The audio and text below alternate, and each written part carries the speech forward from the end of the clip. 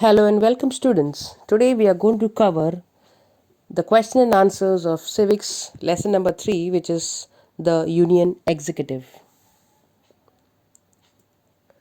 We go to the slide on which it is shown question number 1, which is choose the correct option and rewrite the statement. So each of these statements have 3 options given in the textbook. You may refer the textbook for the options. I have just mentioned the right answer. The first statement is in India, the executive power is vested in the dash. The answer is president. The second statement is the tenure of the president is of dash years. It's 5 years. The third one is the Council of Ministers is led by the dash. It is led by Prime Minister. So the answer is Prime Minister. We go to the next slide, which has main question 2, find and write. We have 2 statements here. The first one is the President, the Prime Minister, the Council of Ministers are called the dash. It's called as India's Union Executive. Second one is during the parliamentary session, the period around 12 noon is known as dash. It's called as 0 hour. We go to the next slide, which is main question 3. Write on following concepts in your own words. So there are 3 concepts of it. The first one is impeachment procedure. It's got 3 points under it. The first one being the responsibility of protecting the constitution is shouldered by the president. So it is the president's duty to see to it that it protects the constitution. But if any act of president violates the constitution, then the parliament has the authority to remove the president. So the procedure of removing the president if he is found violating any constitution, this process or procedure is called as the process of impeachment.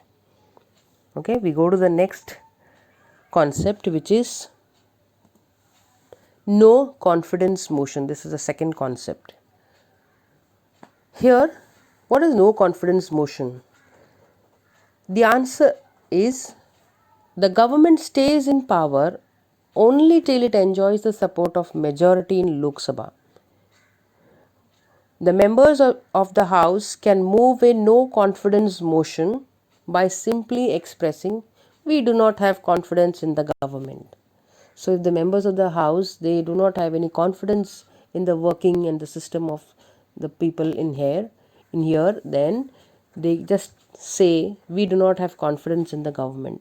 And when this motion is passed by majority people supporting it, then the Council of Ministers has to resign.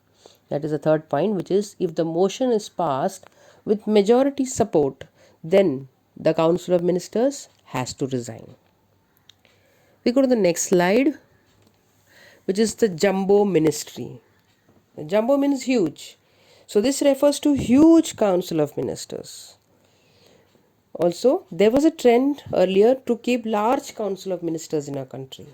Later on, they found that such a large Council of Ministers is not needed, so they try to limit it. So a constitutional amendment is always change.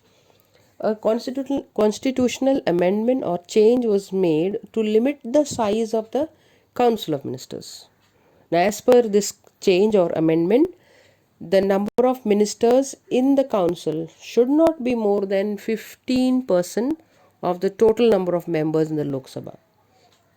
So this particular system was called as jumbo ministry. It was run earlier.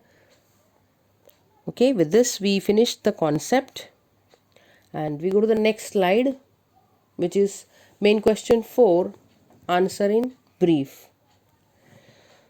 Here we have 2 questions. The first question is enumerate the functions of the Council of Ministers. So we're going to see the functions of the Council of Ministers. The 3 functions here given are: first one, it is the Council of Ministers' duty to take initiative in the process of lawmaking. So their primary duty is to make laws. Then the scheme, policy plans, etc., whatever are there, are drafted and discussed and then introduced in the House before making a decision. So all the discussions and drafting and on all those works are done in by the Council of Ministers. Second point is the Council of Ministers decides specific policies on subjects. So they are the one who decides on the policies. On which subject? On education, agriculture, industry, health, foreign relations, by discussions, and then they try to get it approved by the parliament. Third point is implementation of policy is the foremost responsibility of the Council of Ministers. Their duty is to make laws, but also implementing whatever policies that they have made is also their duty. So once the parliament approves the laws, then it is the Council of Ministers' duty to implement them, whatever laws are made, to implement them. We go to the next slide, which is a second question of answer in brief, which is how does the parliament keep a check on the executive? Okay, we have 4 points. In this particular slide, I have mentioned only 2 points. The rest of the points are mentioned in the next slide. The 4 points are here are discussions and debates, question R, 0R, and no confidence motion. Let us see the first point, which is discussions and debates. Now, discussions and debates help these members to scrutinize the policy proposals and laws. Scrutinize is to find out, to check everything and point out the shortcomings. Okay, so discussions and debates help them to find out the mistakes and point out the shortcomings. These discussions are essential for creating healthy laws. So this helps in making the law flawless, that is without any mistakes, and should be a good law. Second one is question hour. Now during question hour, members criticize the government and ask various questions on various topics, on various issues. Sometimes a big argument takes place. Oh, so what happens is sometimes they show their protest by walking out. So members walk out of the house or enter into the well of the house. That is, they enter the house and start giving slogans. That is how they record their protest. So this happens in the question hour. So third way how a parliament keeps check on the executive is the 0R, which is on the next slide. Here in the 0R, during the parliamentary session, the period around 12 noon, so 12 o'clock, is called as a 0R. During this period, any question of public importance can be raised and discussed. Okay, and any particular question which is of public importance can be raised during this 0R, which is the period around 12 noon. The fourth way of how a parliament controls over the Council of Ministers is by no confidence motion. We already saw it in the earlier slide.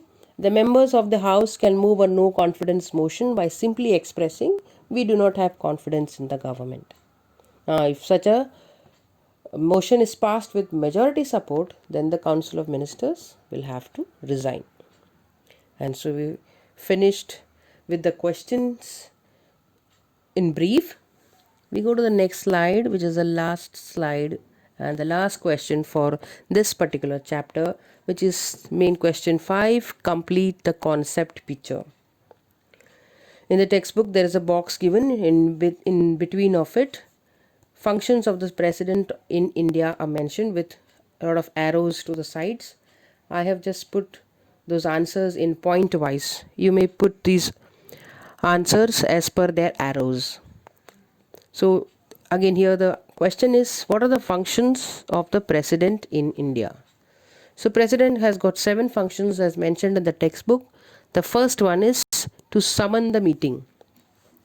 Summon is to call for the meeting, then prorogue the meeting. You can delay it, dissolve the parliament before time, send messages to both the houses, to the Lok Sabha and the Rajya Sabha. That's the first function. Second function is to give assent or approval and signature to the bill passed by both the houses. We saw it in the earlier slides how a bill becomes a law. Finally, it comes to the president. When the president accepts it, approves it by signing, it becomes a law. So it is the president's duty or the function of the president to give assent and signature. Also, the president's duty is to appoint the prime ministers and also the council of ministers in accordance to the prime minister. Okay, the President appoints the Prime Minister and other ministers on the recommendation. So, Prime Minister's recommendation is done to appoint the Council of Ministers. Fourth point is to appoint the judges of the Supreme Court and the High Court.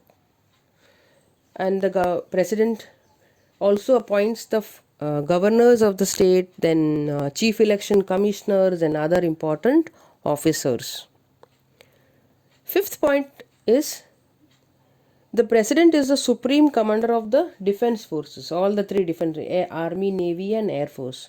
So, to take decision regarding a war or peace, the decision is taken by the president.